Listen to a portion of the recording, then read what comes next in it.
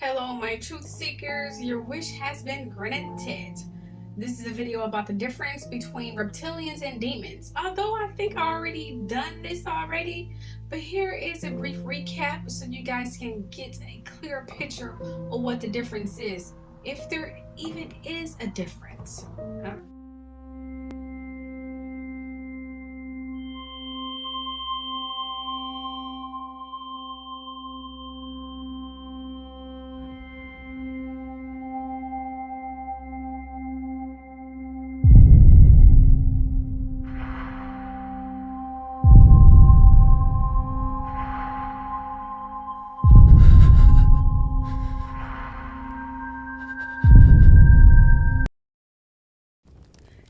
Okay, as you should know, reptilians slash demons, they are one of the same and have been around for centuries.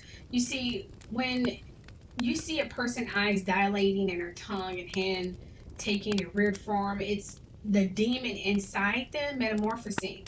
As I said in many videos, demons cannot walk on earth long without a human body or animal to take possession or to taunt. They can also form into the angel of light or anything or anyone to get you to do their bidding. Take a look at this. Tusks, snakes curling around her head instead of hair. Sometimes she is bearded. Very often she's grimacing, facing us directly with her tongue lolling out of her mouth and her eyes staring straight at you.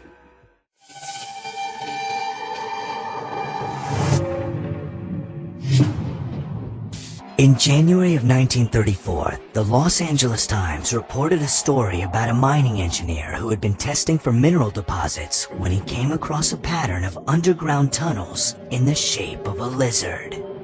The engineer located what he believed to be a large cache of gold tablets. The shaft was flooded with water and the city closed down the project before the engineer could bring his find into the light of day. But some believe these tablets told the history of the underground Mayan lizard people, reptilians, come to Earth to infiltrate the human race. Reptilians or reptoids are said to be races of intelligent creatures which come from extraterrestrial worlds or parallel dimensions. They live primarily underground or in caves and tunnels, that sort of thing. A common appearance described in the encounter literature is of a being 6 to 7 feet tall that walks upright like a human being, but probably has a reptilian head, reptilian eyes, and scaly skin like a lizard skin. The reptilian is not one of the alien types that's thought to be warm and cuddly, but is more sinister, more beastly, if you will. They seem to have great shape-shifting abilities, and we can speculate that they could take on any form. A great feathered serpent. Legend tells us he was a light-skinned, bearded man who came from the stars. He taught men law, the arts, the cultivation of corn and cotton. His symbol is seen everywhere, the feathered head of a serpent. When Quetzalcoatl finished his mission on Earth, he returned to the morning star, promising to come back to Earth again.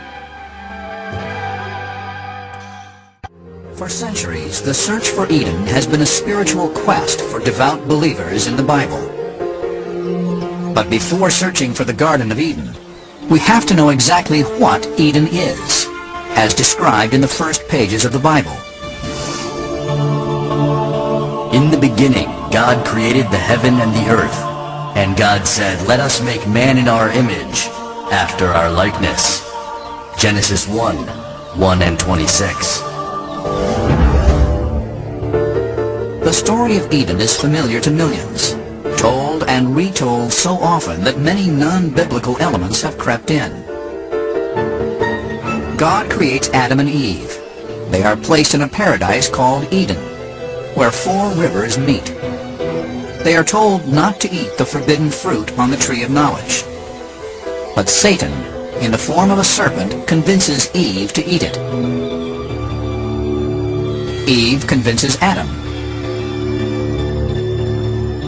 A wrathful God punishes this original sin by banishing them from the garden. Paradise is lost. But a close look at the actual text of the Bible reveals that the real story of Eden is nothing like the commonly told version. The Bible never uses the word apple, describing it only as a fruit. In fact, apples were unknown in ancient Israel. Apples were only associated with Eden after 500 AD, when the Bible was first translated into Latin. What the origins of that are not clear, but many people point to the fact that in Latin you would have a nice pun because the word for evil and apple are the same word. In Latin, apple is malus, the same word as evil.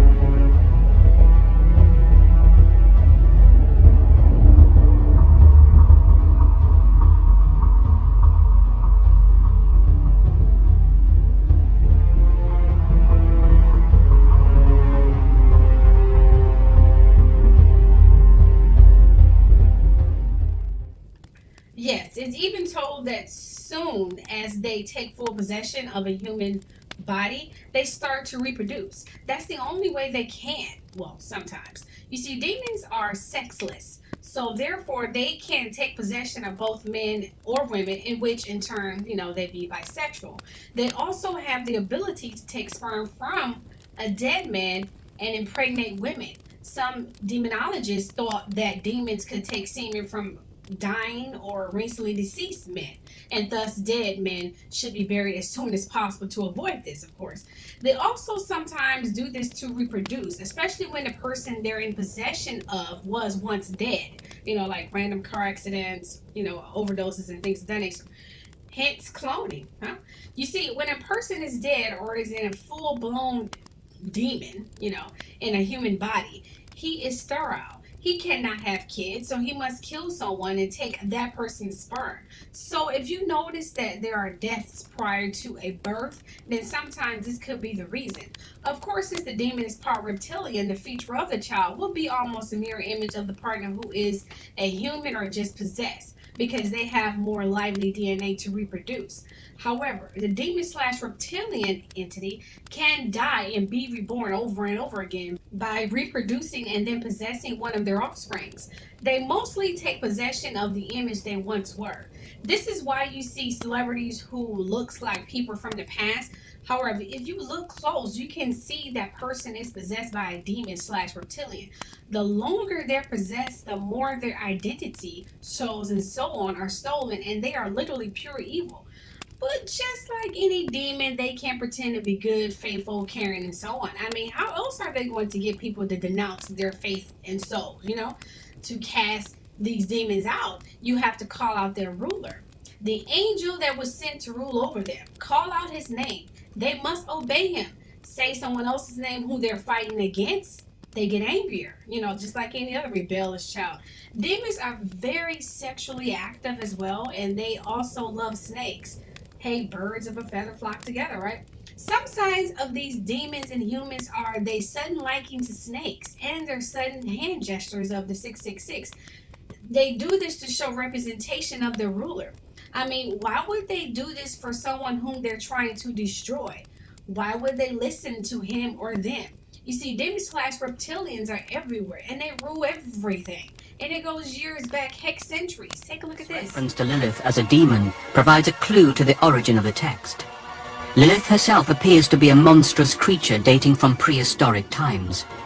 Carvings thought to portray her as such have been found in Egypt, Sumeria, Babylonia, and Greece. There's reference to her in an ancient Babylonian relief sculpture that pictures a woman with bird talons flanked by owls, who is connected with an ancient goddess known as Lilitu, or Lilith. The root suggests night. The Hebrew word Laila means night, so there's an idea that she's a night demon, perhaps a blood-sucking night demon of some kind. Lilith is mentioned in the Hebrew Bible, and in some translations of Isaiah in the Christian Old Testament, which reads, "There too Lilith shall repose, and find a place to rest. There shall the owl nest, and lay and hatch and brood in its shadow." That's this. I think the first mention of the Nephilim in the Bible, it's in Genesis 6, and it says the Nephilim were in the earth in those days when they procreated with the daughters of men. Now, I imagine when the Bible was written, people were supposed to know who the Nephilim were. Which brings up an interesting point, because how were people supposed to know this? Obviously there are other books around at the time that spoke of the Nephilim, and they were since lost. It's not really specific in the Bible exactly who the hell the Nephilim were, but they were basically beings who were not human, who came from another planet or another dimension. And that's... So you see, when you see some of these celebrities and people and they're acting demonic and throwing the 666 and broadcasting and doing live seances on live television, and they love fire and all this other demonic crap, this is why. They're only doing what the demons they're possessed with do, because that's the only thing they know. I mean, they know fire, they know darkness, they know greed, money, sex, and anything evil. That's what they love. That's what's inside them. That's the only thing they know. That's the only thing that gives them a rush. I mean, you only mimic what you've been around all of your life, right? I mean, kids, newborns, toddlers, they tend to mimic their surroundings, just like racist people. No child is born racist. I mean, it's physically and biologically impossible. They only mimic what their elders and people who surround them with.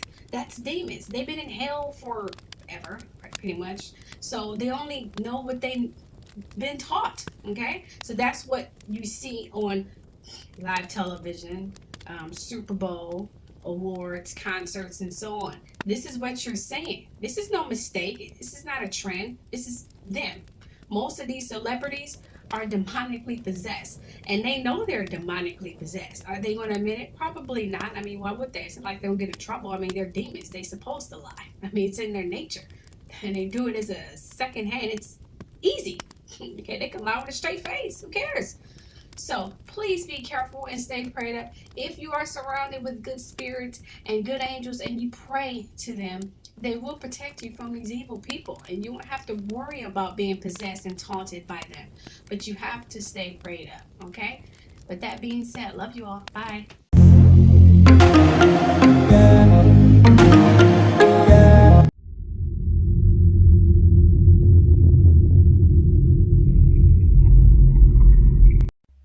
Oh, don't forget to stop and shop in my online merchant store. And also don't forget to subscribe, like, and share. And also don't forget to follow my Instagram, Twitter, and Facebook. I post on them every day. Hope to see you all there. Love you all. Bye.